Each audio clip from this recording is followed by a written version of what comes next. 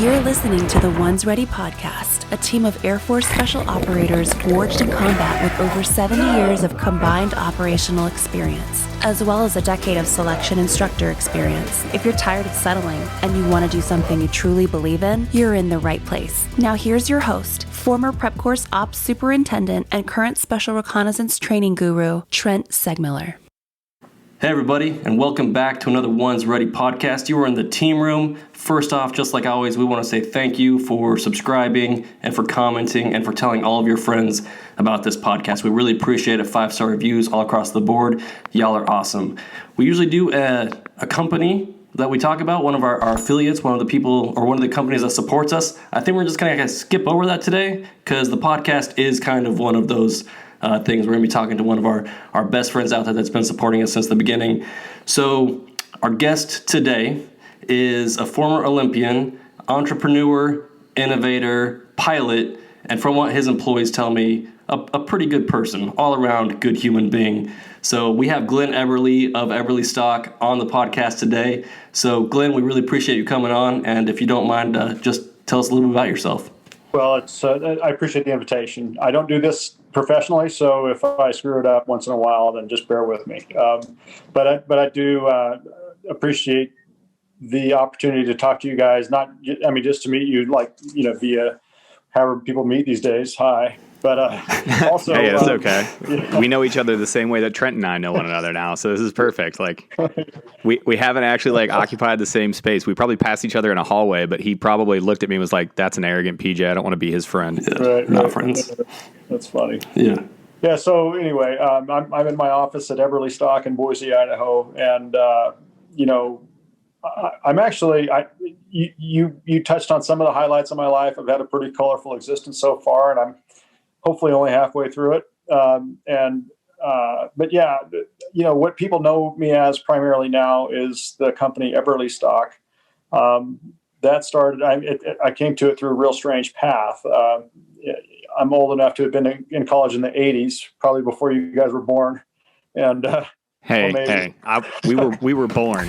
We just weren't very useful yet. Okay, so let's just Mucho take it easy. Right on. Okay, Peaches was the same height. I grew up in a snowy place in Idaho, and was a ski racer. And along the way, discovered the sport of biathlon, where you do cross country skiing and shoot guns. Super fun, a lot more fun than just skiing.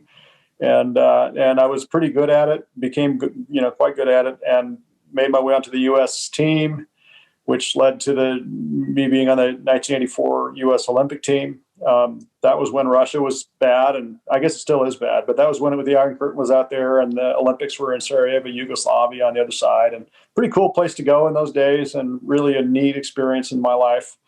So that was 1984. I was a college, sophomore or so, junior, something like that. And in 85, we were carrying at the time these fairly heavy rifles. They were Anschutz target rifles, really cool, precision rifles, but pretty heavy. People thought at the time that you had to have a heavy gun to shoot when you're standing there on snow and in lycra tights. and so, we had these 11.5-pound target rifles, but they broke really easily if you fell on them. And we fell once in a while, no matter how good a skier you were in certain conditions. You take a header, and if you fell, the rifle's typically broke in half. And so having done that and been a poor college kid, I decided to try to make a better rifle stock. That led me to take a lot of weight off the stock as well as make it stronger.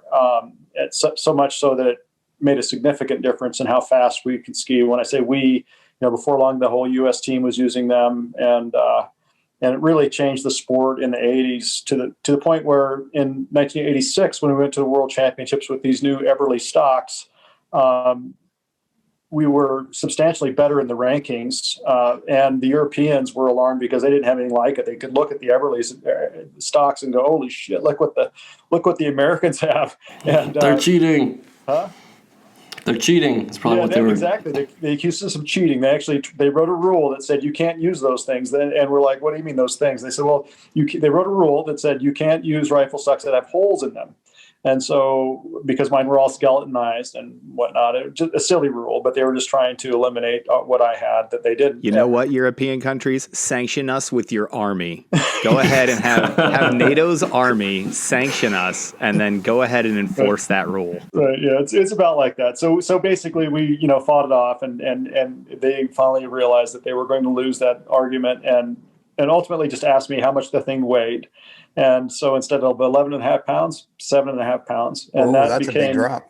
Yeah, 4 pounds off the gun. We could ski over a minute faster in a 20-kilometer race, which, to put it in perspective, in 1987, an American won the first medal in the World Championships, and a guy named Josh Thompson in the 87 World Championships got silver, and that had never happened. And since then, the American team has been contenders. I think a lot of it is because the stock certainly helped, but also we were a bunch of tough, young athletes. And so a couple of things were going on in the 80s. One is the playing field wasn't level. We were fighting against cheating European, doping programs, and Russian, and East German med programs that we didn't have. We were all just poor college kids. It's always the East Germans, isn't it? If they're not giving somebody a 7 when they should have gotten a 9.5 in figure skating, they're taking way too much tren and getting jacked. Right. Actually, some of the worst guys, there were the West Germans of the day. So there was doping. It's kind of like the Tour de France. Everybody was doing it, except for the Americans in this case. We were pretty honest, but the stocks were a secret weapon, and they definitely put us into the contention there for a while, and then eventually. That a rule was written that said that no biathlon rifle stock could be lighter than 7.5 pounds, my number, and so now virtually everybody in the world uses a rifle that light. But the Americans are still in contention because most of those doping programs that we were competing against have been shut down, for one. But then for two, there's something that psychologically about getting in there. Once you're in there, you want to stay in there, and the team generally has that more competitive, in the game mentality now. So that's kind of cool. So I had a lot to do with the start of that. That was a long time ago. Well, that's pretty funny too. Like, you're doing kind of the same thing that we're trying to do. And like, you revolutionized the game, and it actually helped out with recruiting. So then you started recruiting even higher and higher talent that has made, the American team, the American biathlon teams. I bet that's why they're that competitive. Yeah. It definitely invites, when there's a team that's winning, people want to be part of it. And you're absolutely right. Yeah. I think one of the most important things there is also, it's the same as where we do with our kit. We try and make as light as possible. Ounces make pounds. That's what you say all the time. Sure. We strip down our MREs. We take out the cardboard. We take out, as much weight as we can and make everything as accessible as we can whenever we're trying to go get our stuff ready for whatever we're going to end up doing. So that's huge, and that's transferred straight over to anything you do. And I think they're talking about a lot of the Olympic ski teams, and back in the day, 1% better, the British ski team or something like that got better because they were practicing doing 1% better each day, like, make their skis a little bit lighter, make whatever they can a little bit lighter, giving yourself that little advantage, because at that level you're facing other Olympians that are, I'm sure, in phenomenal shape compared to, the normal human being, which we kind of breezed over on. I want to go back to that whole Olympic thing, because we have guys that are training their butts off just trying to get up to the soft level, not the Olympian athlete level, but it is a difficult job to just get yourself up to that whole level.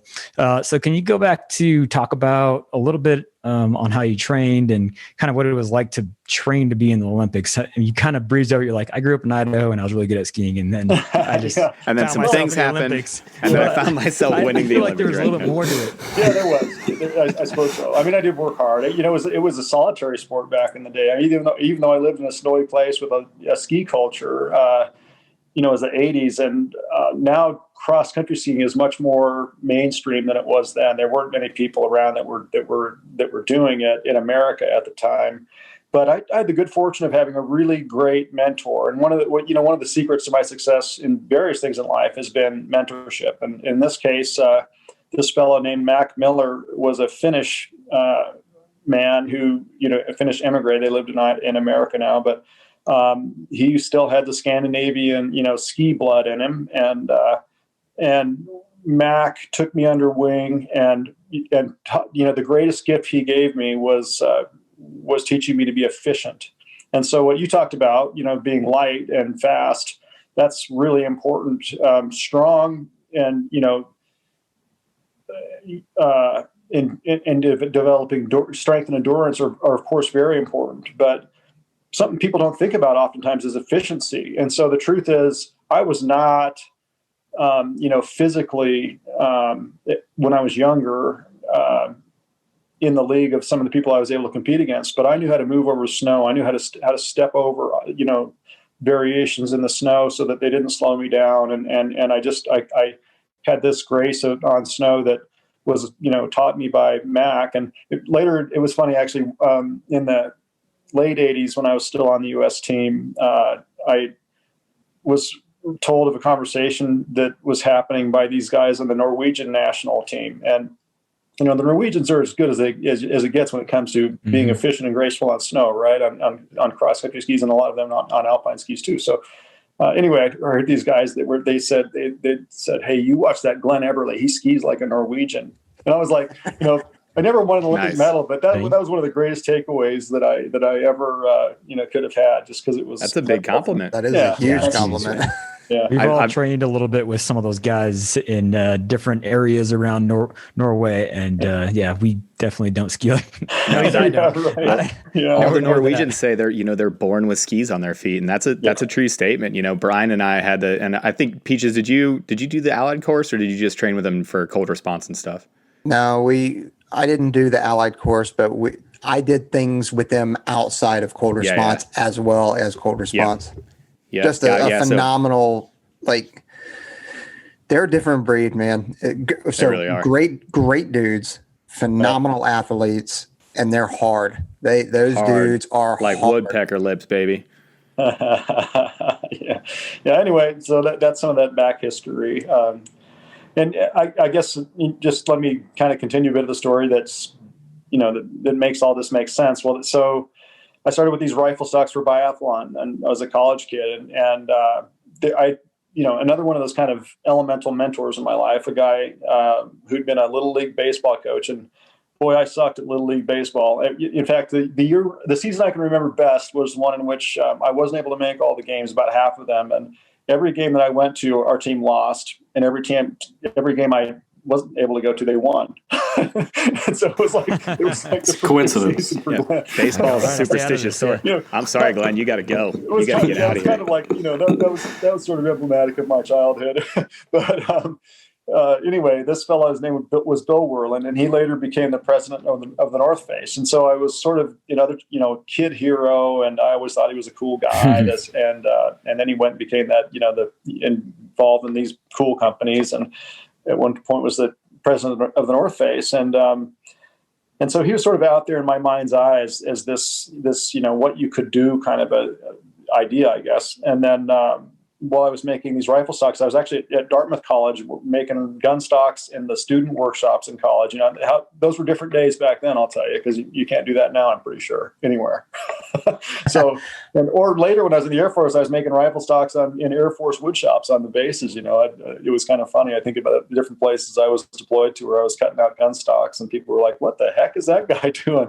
But anyway, so the rifle stock idea was going on in the 80s. And I had people, they were really cool and really different. They were unique, and they were made of advanced materials at the time, carbon fiber and a kind of wood called Sitka spruce, and they had special laminate that made them super strong and as light as they could be. And I had people asking me to make them hunting rifles, like these biathlon rifle stocks I was making. And it's a totally different thing, totally different shape, and would make no sense to put a 30-06 in one of those things. So, but the seed was planted, and I thought, that'd be, you could make more money making hunting stuff than biathlon rifle stocks. And so, I had the idea of this, not just a gun stock company that would be involved direct towards hunting, but really a gear company inspired by that guy that had been, gone onto the North Face. And so, in the 80s, I started with this vision of a company that would be, the North Face with guns, a performance gear company built into the shooting sports industry. And that was really the genesis of what has become Eberlestock. But, then I went from the biathlon team to, oddly enough, getting recruited to fly jets. And so who would turn that down? I was like, me, I could have a shot at that. And they're like, yeah. And so, yeah, you go fly jets. And so I became went through Air Force flight school and became a military pilot in the Air National Guard, initially flying a couple different kinds of F4, which a lot of people don't even know what that is, but it was, in my mind, the baddest ass airplane ever made. It was really fun. The Phantom. Yeah. How were they? F4 Phantom. Just rewind a little bit. So they were like, "You're really good at skiing. You want to fly a plane?" It was about like that. It really was weirdly, ski racing led me to being recruited into the military. And the truth is, guys were trying to recruit me in the Army, and I was like, I'm not going to join the Army. Not only no, but no. But then somebody mentioned the Air Force, and that the guys got to sleep in nice beds with sheets and fly fast, afterburner airplanes. I was like, that sounds pretty good. And of course, the movie Top Gun was out at the time. I was, that was sort of every kid wanted to be a fighter pilot when that came out. So. Yeah, that kind of backfired on the Navy. They, I know. Yeah, nobody understands. Yeah, helped out with recruiting with the Air Force immensely. So, yeah, no kidding. I mean, that's just funny because you go from, being an Olympian obviously wasn't enough for you. Being, right. Working on rifle stocks and starting your own company and being an entrepreneur wasn't enough. And then the Air Force happened. So did you only fly F4s or did you move on to anything else? Yeah, it was an interesting time, really. I mean, when I was first into it, Air National Guard units were not, they were sort of stateside operations, right? But I joined the Idaho Guard, and the first mission we had was reconnaissance, the RF-4, which was one of the fastest fighter planes ever built. I mean, it was just super fun because it was a slick, fast moving airplane, one of the few true Mach 2 airplanes, and I'm one of the few people who can say, yeah, I've gone Mach 2. So really lucky to get to do that. But then evolution of things, post the first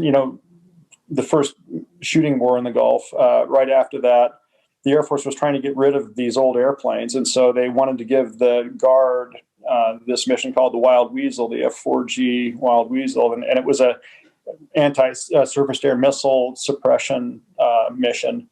And for a Guard unit to get that was because it was a frontline mission, and it was really extraordinary for them to even think of that, giving that to a Guard unit. And our unit was the kind of unit that would saddle up and go, yeah, we'll go to war. Absolutely, we want to go. So we were transitioned into the Weasel around 1992, I think it was, and then spent several years deploying to the Middle East, either Turkey or Saudi Arabia, or in the region, excuse me, and flying into Iraq, when it was still Saddam Hussein's Iraq, kind of. There were still shooting going on. I got to shoot at a SAM site one night out of the Weasel, and that was pretty cool.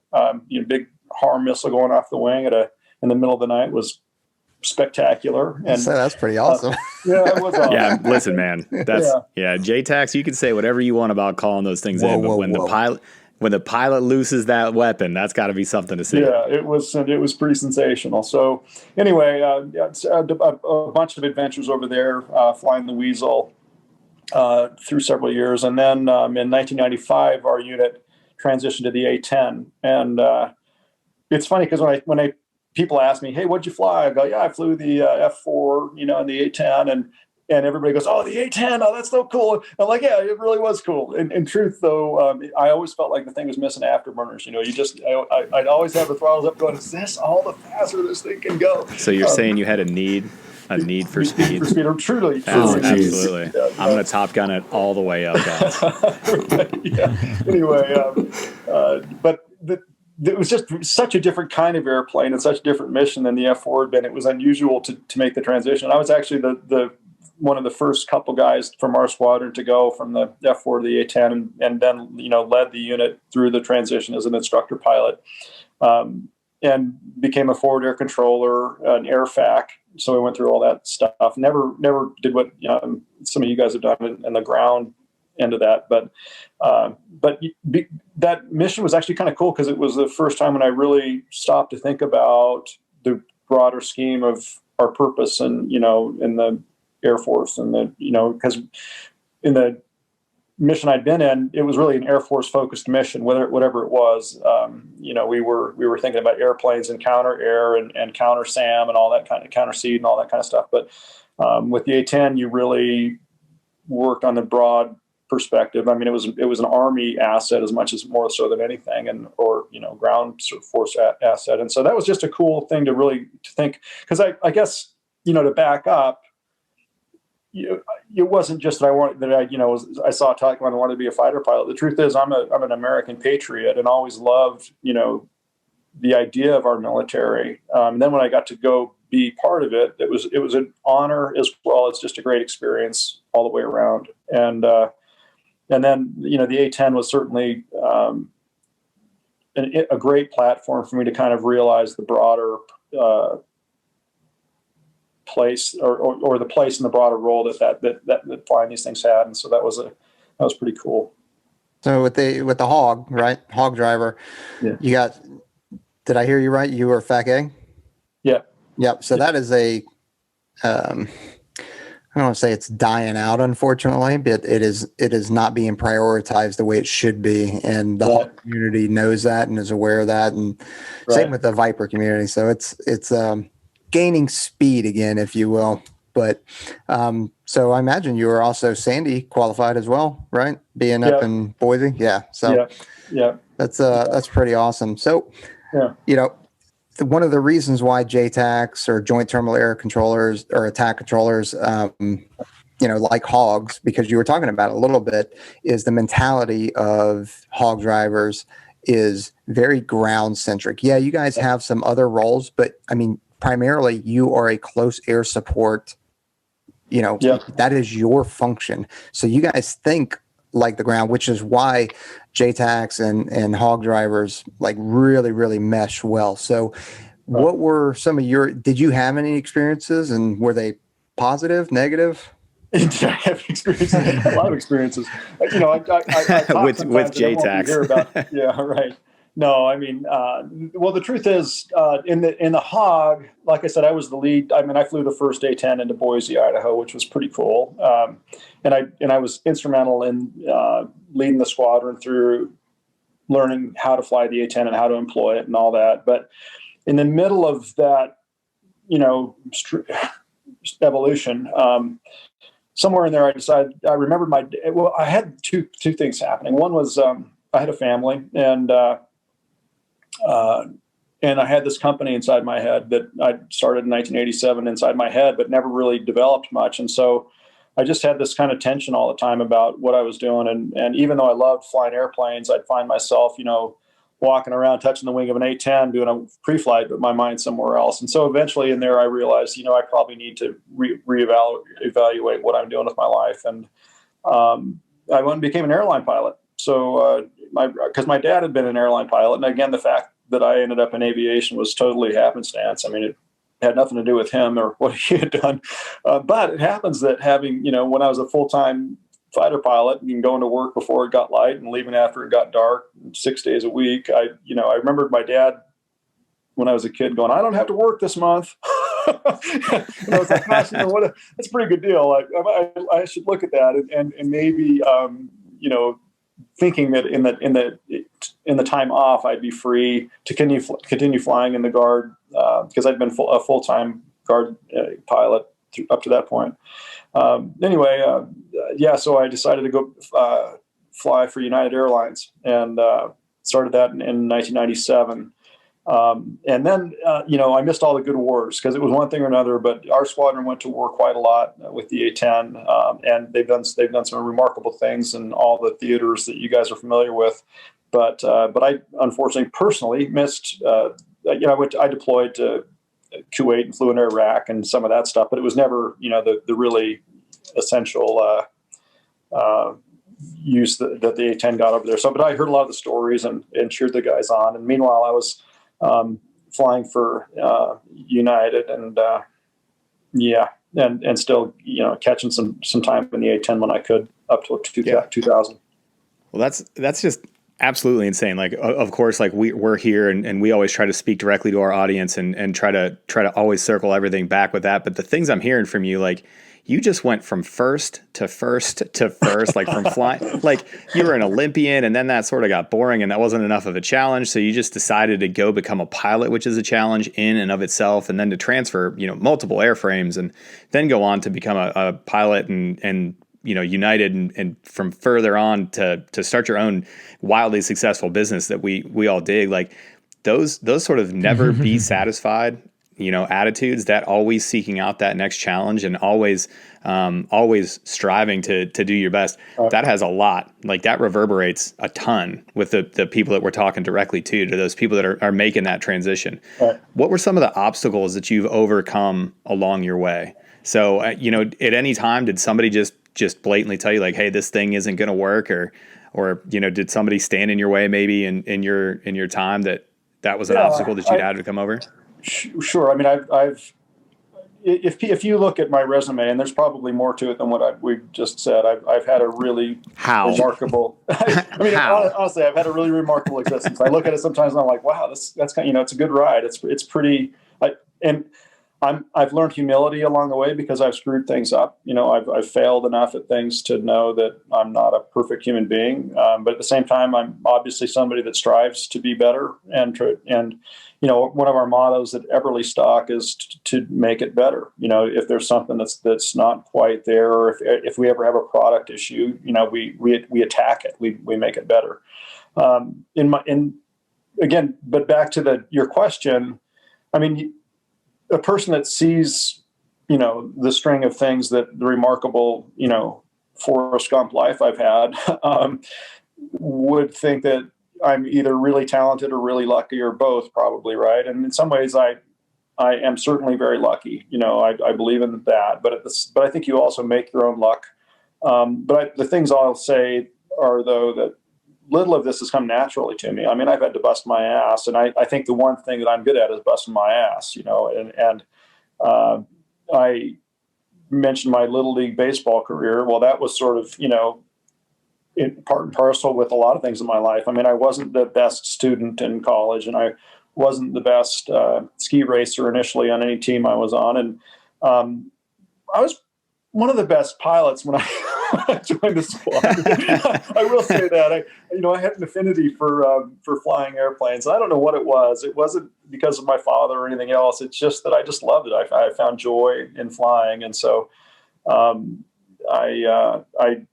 that started in pilot training in the Air Force Flight School. I was a guy that instructor pilots like to fly with because I would have fun when I flew, and I think that positive attitude carried me a long way. Because by that time, I guess I had, checked a lot of the boxes of success that made me realize the joy of life. But I think one of the things I like to tell people that I think is important for people to know is that I am absolutely just an average person who is, chosen a path of of adventure and enthusiastically embracing the next thing and trying to figure it out and try to do it. But I guess, you asked if I've been directly challenged. I've been directly challenged a million ways, and I constantly am. But by this time, I kind of have learned to take things in stride and just carry on. And sure, yeah. I guess to back up to, again, check the boxes that I've checked. It's kind of crazy to look back at it, but one of the things I really learned in aviation and in military aviation was that one of my talents was the ability to deal with things I didn't understand or didn't know, to just go, and it's not quite to blow it off, but to realize healthily that you can never know everything. So why bother, getting worried about that? A lot of people think that you have to be a perfectionist to be a fighter pilot or Olympian or anything. And the truth is you don't. You just have to be better than the people around you, better than your opponent. But also, realize that they have vulnerabilities just like you do. And therefore you shouldn't worry about your vulnerabilities. You just make the attack. And, man, that's, I can't connect with that anymore. That is a fantastic statement. Right. Well, Yeah, no, I mean, that's exactly what we preach all the time is like, if you're not like, you have to go on the attack and you have to embrace that stuff, especially with you transitioning from one thing to the next. A lot of the questions that we get on the DMs are, hey, I just don't know how to make this next step, or I'm worried about this change. You've risked your career. You know, you could have had a perfectly good life as a 25, 30 year A10 pilot or F4 pilot or Olympian or coach or successful business owner. What advice would you give to people that are kind of wishy-washy on really going all in, really, you know, we say burning the boats or earning each breath and really getting 100% into it? What would you say to them as a guy that's you're sort of the subject matter expert in deciding to do a new and hard thing? What advice would you give to them? I guess the first part would be what I was essentially just saying is to, you don't worry about what you don't know. You know, people that focus on what they don't know or become concerned about their lack of worth or whatever that is, you know, that itself becomes the wrong kind of focus and slows you down. So you start with what you do know or what you can ascertain, and then you pursue it from there. You know, it's like getting a foothold and then climbing up something. And so, you know, every transition in life is uncertain. Every new venture is like, well, I don't know if this is going to work. But once you've done that enough, or it doesn't even have to be enough. I mean, once is enough if you understand that what you just did and that you went into something with uncertainty, but you conquered it anyway. And that's really what life is. You know, there's never a sure thing. And if there is, that's sort of uninteresting. Right? Yeah, Right. Absolutely. Yeah. Yeah. Well, one of the questions I get a lot when I go over to like prep and brief people or the recruiters is from the young people about to join is what can I do after I get out? And my answer always is, you can do whatever you want. If you Literally make it in this community, you know, and whether, you know, and I think that the fighter pilotness, obviously I love the A10 guys, you know, like as I think all ground pounders are like have a huge, I'm trying not to fanboy out too much right now, but that mentality that makes you good at that mentality that makes you good at spec ops, I always tell them they can do whatever they want with their lives after that. And so I think my question is you mentioned your aviation experience and being comfortable with not knowing everything about everything. Was there anything else from your military career that kind of helped you push the needle forward with Eberlestock and everything else that you've done since then? Yeah, I mean, without question, because a large part of what, you know, the military does for people is it grounds you in a number of meaningful things. You know, camaraderie. You get the kind of camaraderie in a military unit that you're not going to get anywhere else, and that's embraces, you know, friendship and trust and things that are meaningful between human beings, and that's a good thing. That's a good place to get grounded in, you know, how to relate to people and how to engage and how to be honest, how to critique without, you know, destroying feelings, or if you destroy feelings, how to redeem it afterwards. You know, so there's all kinds of good there that happens from those things. And then beyond that, I don't care what, you know, you don't have to be a fighter pilot to gain confidence in yourself in the military. And so it's just a great place, you know, to be pushed to do things that you wouldn't have done otherwise, or be given opportunities you wouldn't have gotten otherwise. And, you know, conquer your doubts and prove yourself to your peers. And, you know, the fact, I can't think of a better place for where that can happen in a meaningful way for a person than in the military. I mean, I just absolutely. And then, you know, all of that, those sorts of things, and there's a lot more to be said than just what I just said, but all of that, I think, leads to life skills that are important. And so when you were asking, you know, what if guy learns how to become a ejection seat mechanic or something, and what can I do after that? Well, you know, if you embrace all the things that go into being in the military and whatever your specialty is, the specialty doesn't matter. I mean, some of the people that impress me the most in life are those that you know, that have that. It can be anything. I mean, you know, it could be that I was an English literature major in college, and I look at them like, well, why? And they tell me why. Well, it's because I learned there to communicate with people, and then that's cool. So the same is going to be true of just about any military path you take, and that if you approach it the right way and persevere and move through it, you know, you're going to come out of there a better, stronger, you know, smarter, more life-aware person. And that the questions later become, who cares that you're an ejection seat technician? The fact is that you're a life aware person, and you can look me in the eye and have a conversation. Those are the things that are going to get you in any door that you want to get in as you go forward. Right. And I think one of the big things that I always preach, and one of our sayings is like the rifle doesn't lie, right? And like the airframe doesn't lie. And whatever that in this community, you're forced to become super honest with yourself. You can't BS your way through it. There's nothing else you can do. So I think that the things that you learn about yourself, like you were saying, like that just leads to more success, because you're fully aware of what you're doing and what it takes to be successful, because everybody knows if you're not, there's no in between. It's a yes or a no. Right. Yeah. Cool. Yeah, I think just kind of along that vein, some of the things that you're talking about here is your work ethic, and that has been outstanding, like you talked about. And then once you start something that you're interested in, you finish it out, you see it through, and you put as much as you can into that one thing and do the best job you can. And I think that's one of the things that we talk about too, is, every time if you're doing a job where you're mopping the bathroom at McDonald's or whatever, do the best job that you can at whatever task is in front of you. Right. And that is a huge thing. So along that vein, with militaries and entrepreneurship, most entrepreneurs, at least half the businesses go under in the first couple of years. Yours is successful so far. Right. And you're doing a great job making awesome products. Yeah. What are some of the things that, military taught you that translated into specifically entrepreneurship? Well, okay. So it's interesting. I guess, I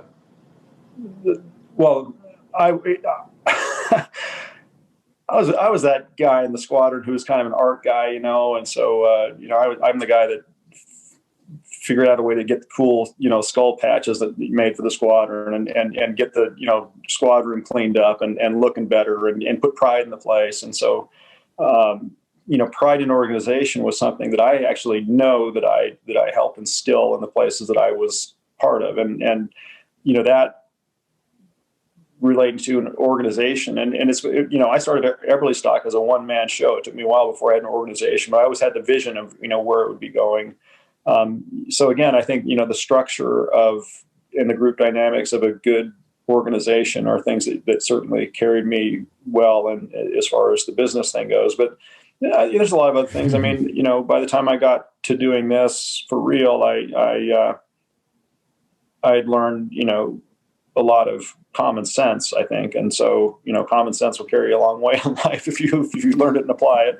And common sense is not common. That is a big thing. Right. Yeah. And so another one, it kind of relates back to what you guys were just saying. And that is, nothing's pretend. You can't pretend to be a businessman. You either are or you aren't. And so I'd seen examples of entrepreneurs who failed, and one of the classics is a guy that had a great invention of, for a pistol holster for police use initially, and he hired a bunch of people and put a bunch of computers in a room and had built something that looked like a business if somebody walked in.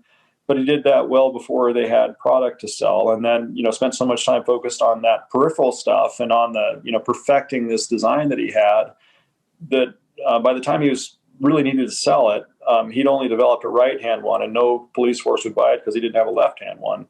And so the obvious answer is to recognize that obstacle a lot earlier, but then also, focus on the essential things. And in my case, I was very conservative in the ways that I approached building a business. And one reason why is because I mentioned I'd been an airline pilot. Well, my business actually started on September 11th, 2001, and for what it is now, because even though I'd done things before then and had, something on my tax return for the Eberlestock company each year, by 01, I was an airline pilot and, junior captain at United and living the good life. And, but that day I woke up and went, shoot, my life just changed. This company could be out of business tomorrow. And so, my approach to starting the company that was in my head was to be very conservative and careful. And it goes back to that bust-ass thing. I did not spend money if I didn't have to spend money. I did not hire somebody to do something if I could do it myself. And that was that way for a long time. I mean, I really, burned the midnight oil night and day. Yeah. And I think that is something that people just don't realize, because we get those questions all the time. They say, you know, I'm a nurse at an ER, or I work 40 hours a week, or a full-time job doing my stuff. And I find myself not able to work out, not able to whatever, do the pool hours, you know. I myself have only been in the entrepreneur business for, you know, a couple of years right now, but you can see the packages behind us. You know, we still pack all the packages every night before everything goes out, answer all the emails and messages. We all know what it's like over the past year since we started doing the OnesReady thing. And it takes a lot of time. How long did you go for, you know, working a day job and then working at night also? It's probably like 12, 16-hour days or something like that. How long did you have to do that for to make this successful? About 7 years of night and day, you know, every day, really hard work on my part. And again, there's a couple things that, I really had a different path, different journey, I guess. And so it was supported by the fact that I was an airline pilot. I mean, let's be honest, you know, that was a pretty good income that didn't require a great deal of mental, once you learn how to do it. I was a good pilot by that point. I mean, I had fun flying airplanes, and, you know, but I could fill in all the interstitial space with this thing that was in my head. And, you know, a lot of guys sit around in the ready room reading a magazine or something, and I'd be sitting there, you know, studying how you write patents, or you know, just a ton of things that I did myself in those early days. Taking orders when the cell phone, when the Eberlestock company phone rang, it was my cell phone, and it only rang if I wasn't in the air. If I wasn't in the air, I'd answer it, and take an order and write it on a piece of paper, stick it in my pocket, and go ship it later. Stuff like that, though, you know, that was all. I was very conservative, but I did have another gig to put food on the table for the family while I built the company. And that took, you know, like I said, it was probably about 7 years before I could finally go, okay, you know, it's time to actually hire some help and do the things that, you know, to make this go where it can go. And the truth is, we'd have gone a lot further and faster had I taken a different path. I mean, there were different ways to do business. I chose to do one where I knew I would own the company until I didn't want to anymore, you know, where I didn't take investors, and I had really a special set of ideas and a unique set of ideas that nobody had pursued before. And so I was really a pioneer in this brand and the kinds of products we were making in all kinds of ways that most people don't even know. A lot of the things I've done have become common in backpacks and nylon gear that people go, oh, if I tell them, oh, I invented that. And there's hundreds of things like that out there, but which is, again, is kind of cool. But the reason why it is what it is and the way it is because of that kind of very conservative approach. But also, you know, I've been playing the long game. I started slowly and carefully and built it step by step. And I really never did anything I couldn't pay for. So that's not the best way to build a business, but it is the best way to build a business if you want to, you know, keep the lights on when the engines stop, you know, and and that was really always my plan, was to know that I was secure, that I wasn't over leveraged, that I was going to be fine if I needed to, you know, deal with something. And so that said, like I said, I've been playing the long game. I mean, the cool thing now is that we've established a great reputation as a brand and as a company, and you know, guys like you have used our stuff in battle and come back and generally given us good feedback. And that, you know, to me, that's one of our greatest honors, and it's something that if I can say all the stuff I've done, but, you know, getting feedback about snipers coming back from wars that tell me that I was saving lives because of the mobility issues they had solved, or the fact that their weapons were finally concealed and they weren't getting shot because they were carrying a scoped rifle around. And, you know, things like that are, you know, meaningful in ways that I could never just describe the honor that I felt in that. So all that is sort of is our background. And now the cool thing is we're building a really cool company now. I mean, I've got a brand and I've got the lineage that makes people trust us, but now we're actually, you know, moving forward with smart people, and I'm handing off a lot of the things that I used to do to make us better as an organization. And it's pretty awesome to be at this point right now. Yeah, no kidding. I imagine so. Yeah, Well, since we're already talking about the business, I'm going to put you on the spot just a little bit. sure. So our audience is comprised of mainly new recruits, younger guys, right? We do have some of the guys that are on the teams or that are in the supply shops that are ordering stuff. So the first question is for the young guys that are, training to come into Air Force Special Warfare, what is the one piece of kit that you would recommend them getting from Eberlestock.com? That's a nice thing to ask. I'm always too humble to say, oh, you should buy something from ours. Because I'm like, when people buy something from us, I'm like, you did? I'm surprised. And they say they like it. I go, you do? Well, the reason why I'm asking is because we get that question. Right. We always say, hey, go to Eberlestock.com, use the promo codes OnesReady, and then Right. get some apparel packs, it's whatever. It's difficult for me to say one thing. We have some like we have a pack called the FAC track, FAC, the FAC track, and that was named after one that it came from, called the half track. And so we have some great kind of elemental 3-day pack kind of packs, and the FAC track is really well regarded by forward air controllers and people that have to carry radios. And so going into that kind of specialty, that's a great product. A good scale also. There's lots of good reasons why it is a good pack, but the thing with packs that I've learned is that I never am good at telling people what they should get, because it's a very personal thing, and scale and, your personal needs are things I can never judge, no matter how many thousands of people I talk to about it. So, I have some packs that come to mind, a small one called the H31 Bandit that people just love. That's a simple, I don't know if you'd call it a 1-day pack or an everyday carry pack, but a nice little handy pack. And it's the kind of thing that, we try to make things a little bit more than a bag with straps. We have a little bit of interior detailing, just enough kind of essence there to make it something special beyond your typical bag with straps.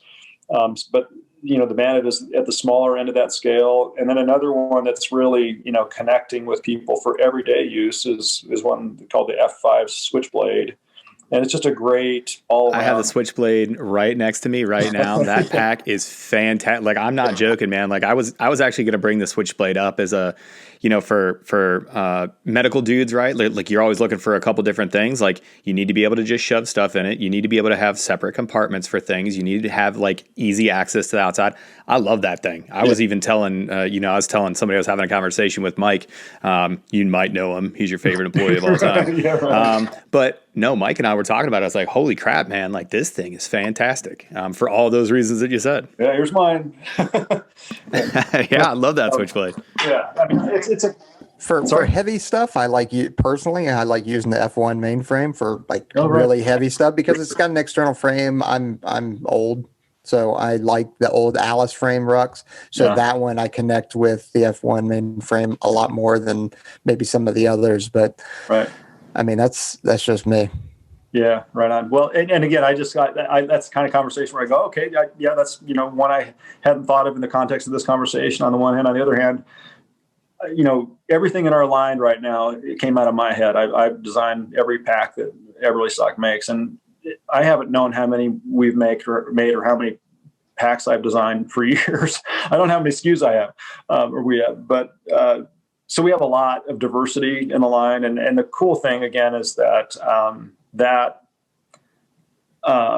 is a sign of maturity in some ways, but also a vitality. We're mature in that, like, the Switchblade has little loops on the side of it, and we have a hookup kit that would hook it to that mainframe pack that you were talking about. So the mainframe is just a frame, but if you wanted to make it a modular pack system, unsuspectingly, that little Switchblade that people like so much will go onto it and crank it on, and now you've got a bag as well as the frame system, and you can put things between them, a duffel bag or something you need to carry. So that kind of intuitive, instantaneous modularity is really cool. And again, one of the interesting things of where we are is that we've not been good at telling people about that. I mean, our challenge a few years ago became the fact that I kind of quit telling people about stuff. I just makes new stuff, and then eventually we go, hey, we should try to sell those. So I'm glad that we had you on so you could tell a whole bunch more people about this. Yeah. So now though, we as we become better at communicating the magic that we have, how you can connect things that people didn't know connected. It's pretty cool. We've got a really good thing, set of things coming up in the future, just because of that. I mean, that was going to be my next question. Actually, is what's in the future for Eberlestock? Well, I mean, a lot. We're I'm pretty excited right now to, like I said, to be developing. I have a great team of people. I mean, aside from Mike McBride, I have other favorite employees. I thought you said, like, aside from Mike McBride, who is not my favorite. Like, no, I have good employees, and then there's Mike. But everybody here, we have a really cool, diverse crew, and it's just like you can look around and go, okay, these guys fit, and one of them is a woman, and she fits, and we have, definitely more on the way. We're going to continue to develop, bringing in the right guy at the right moment for the right purpose. And as that happens, I have a young designer now who, it's pretty cool. The kid came to me this past year out of industrial design school, and he sent me a portfolio and told me he wanted to work for Eberlestock. And I looked at the portfolio and I was really impressed. And I told him, this is going to be a really unique opportunity for you, because you're going to come to work, work with me, and we're the two designers for this company, and you're soon going to be the only designer for this company, and whoever else comes in, and so a kid right out of school, I gave enough trust.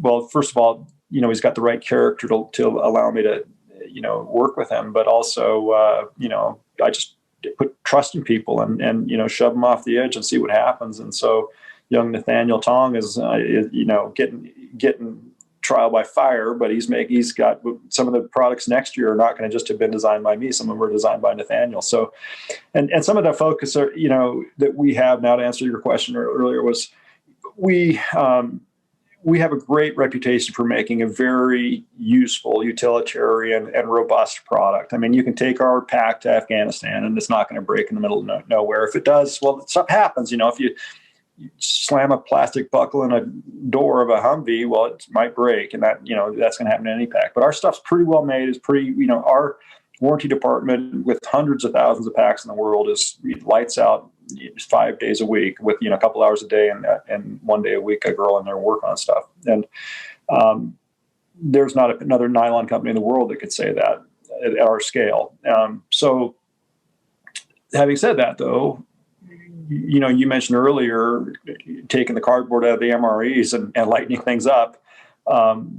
We're definitely aware of the fact that we need to become more efficient. And we've done really cool, complicated stuff that changed the game as far as the way a lot of different specialties have gone to war, especially guys that carry weapons.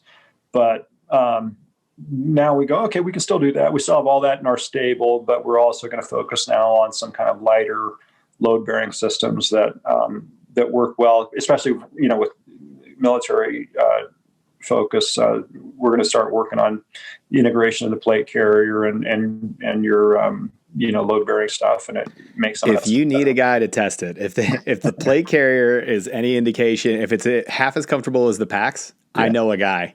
Okay, right.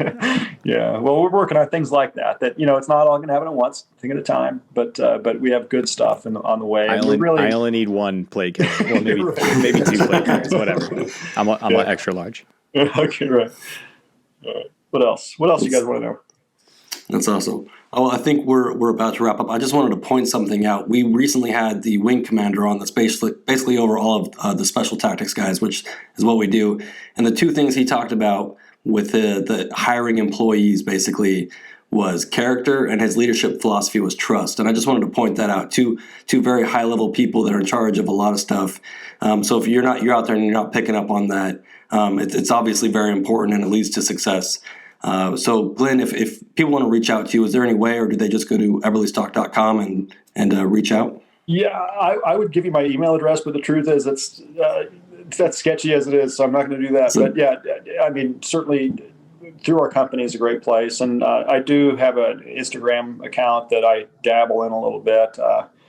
I think it's eberlestock.glen might be the handle, something like that. Anyway, I can be found on the Instagram or through the company on the web. Awesome. Well, if no one has anything else, I think we're about done here. That's a good place to end. Okay. So Appreciate the great products. Oh, thank Yeah, you. I absolutely. love your Yeah, hat. thank you. You look good, man. Oh, what was that? I can't. I'm sorry. I don't get anything for the shirt. Come on, man. I didn't want to suck up too out much. here. I love your shirt. That's an awesome shirt. Thank you guys for your support. I'm honored that you guys get it, and it's really cool knowing there's guys like you out there that have benefited from what we've done, and we're just always trying to make it better. But thank you. And the pleasure's all ours. So if you're out there and you're listening, if you want to get into anything difficult, I think some of the key things that I took away from this podcast personally is take advantage of the opportunities as they come to you, work hard, bust your butt, always say yes. And, when you get to those leadership positions, it's trust your people and then hire or surround yourself with people of character. That's what leads to success. So for everybody else out there, make sure you're earning each breath. Go out there, leave us reviews, and we'll catch you next time. This is OnesReady signing off.